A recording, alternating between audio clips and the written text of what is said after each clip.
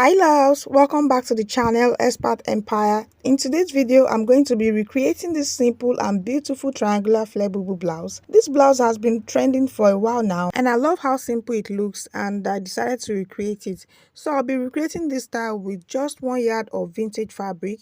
If you are a medium size, you can use 1.5 yards, and if you're a plus size, you can make use of 2 yards. Alright, so trust me guys, this tutorial is very easy to make and it's beginner friendly. You need to add this to your blouse collections. Okay, now let's get started.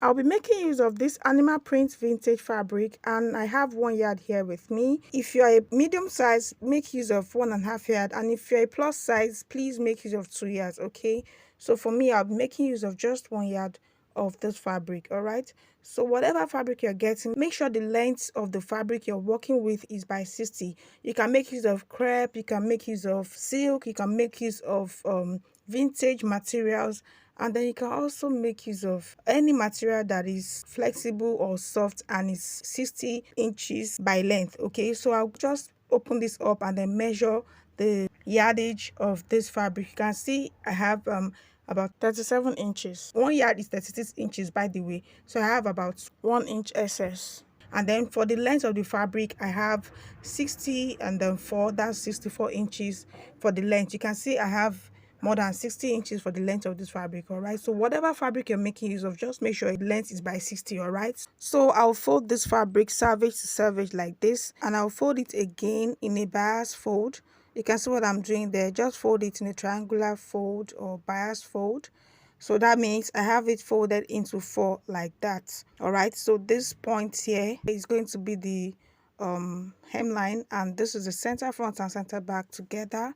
I'll just go ahead and then slide it through this way so we can see the fold that I have. Okay, my camera was unable to capture the full coverage, so you can see I've pinned it down with pins because this fabric is kind of slippery, like it looks like silk. Okay, so it's kind of slippery, so I have to pin it down with my pin to secure it in place. All right, so this side, like I said, is going to be center front and center back because we are cutting it together at the same time. Okay, and this side is the hem and this is going to be the shoulder.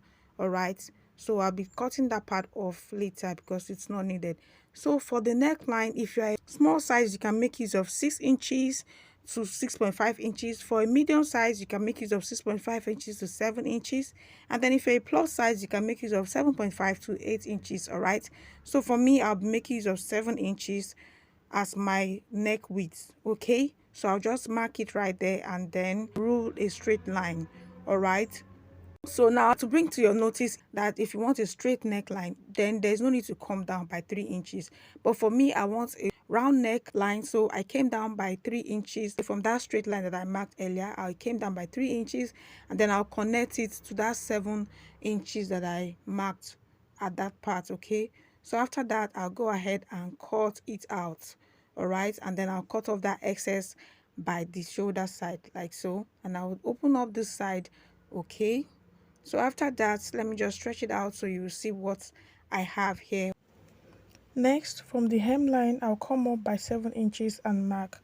To get the measurement for this part, you have to take your round sleeve measurement at that point where your hand is going to come out from.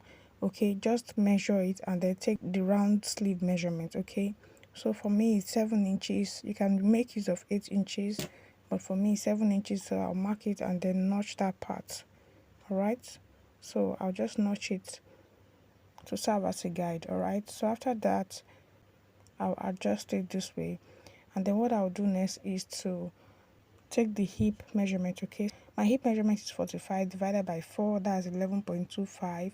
So I'll just try to locate that 11.25 on the points. Okay, just try to check for the points where your hip falls on this center front to the hemline. Okay, so for me, that's where it falls, and then I'll add 1 inch and mark it right there. After that, I'll go ahead and notch that part as well to serve as a guide. When I'm done, I'll open it up and you can see what we have. This is the neckline. I'll go ahead and pipe it with my bias tape for the front and the back, and then after that, I'll stitch the shoulder down with about 3/4 of an inch, I'll repeat the same thing at the other side as well. So now I've taken it to the sewing machine and it's time to pipe the neckline. So I'll be making use of this bias tape to pipe the neckline. Okay, I'll face it right side, facing the right side of my fabric, and then I'll stitch it down like so. You can do this in two ways. You can decide to pipe it facing the right side. That means when you're done, the bias tape is going to be inside the fabric at the wrong side. Or you can do it the other way around. You pipe it facing the wrong side of the fabric, so by the time you turn it out, the bias tape is going to be on the right side of the fabric. I hope this makes sense. I hope you understand. So after doing that, I'll just go ahead and then fold it in like so and stitch it down. Alright, I'll repeat the same thing for the other side as well. After piping the neckline, what I'll do next is to join both front and back together and then stitch down with 3/4 of an inch up to that part where I notched. Okay, that part where I notched where the sleeve is going to be. So I'll just do a reverse stitch and then cut off the thread. I'll repeat the same thing on the other side as well. Do a reverse stitch and then stitch it down and then do a reverse stitch again. So I'm done. You can see I've piped the neckline and I've stitched the shoulder up to that notched part that I have right there, and I've done the same thing on the other side as well. So next, what I'm going to do is to fold in the sleeve. Okay, I will just try to fold that place in. All right, 1/4 of an inch in, 1/4 of an inch out. So I'll take it to the sewing machine and stitch that part. I'll repeat the same thing for the other side as well, and then I'll repeat what I've done there on this other sleeve as well.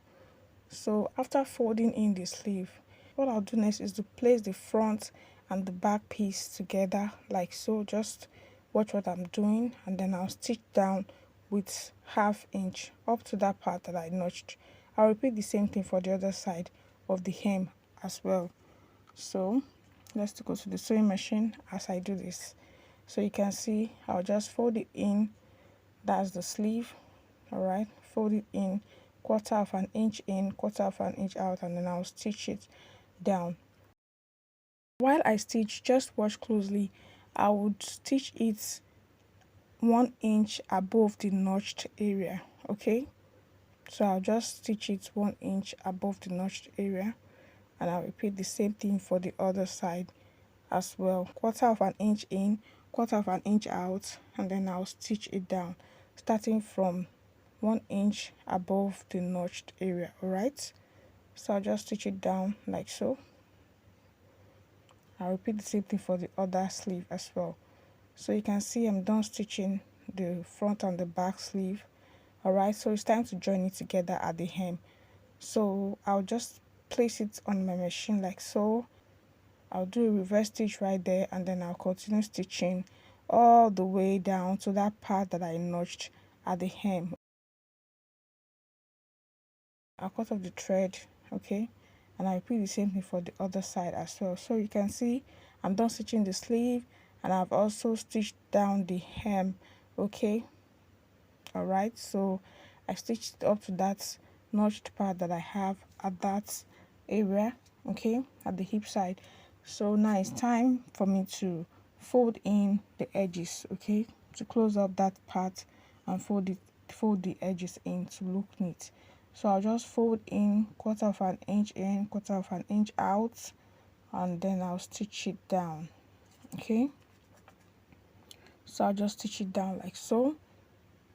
And when I'm stitching also, when I started stitching, if you watch closely, I started stitching 1 inch above the notched area. Okay, so I will go ahead and stitch this other part like so. You can see, just watch what I'm doing closely. I'll stitch it in like so. So when I'm done, I'll repeat the same thing for the other side as well. Okay, you can see I stitched it 1 inch above the notched area, and then I did a reverse stitch right there. So I'm done with this side. Okay, this two that I stitched now is for one side of the hem. So for the other side, I'll just fold it in neatly like so, and then I'll stitch it down as well. All right, so this tutorial is very easy. I'm almost done with the blouse, guys. It's very easy, simple, and it is beginner friendly. If you have watched up to this stage, please give this video a massive thumbs up and click on the subscribe button if you're yet to subscribe. Like and share with your fellow soulmate family and friends. And now I'm done sewing this beautiful blouse, and this is the final look, guys. This is so beautiful. It is simple and very easy to make. This blouse is so free, it's so classy, and I love it. I love the outcome. This blouse is very beautiful. You can see the opening at the sleeve area. You can see the sleeve. You can see the curl shape at the sleeve area. Okay, you can see the way the hip side is looking. You can see the triangular shape of this flare bubu top. I really love this. If you find this video helpful, please give it a massive thumbs up. Click on the subscribe button if you're yet to subscribe, and make sure you turn on your post notification bell so you get notified each time I upload a new video. Don't forget to like and share with your fellow soulmate family and friends. I'll see you in my next one. Thank you.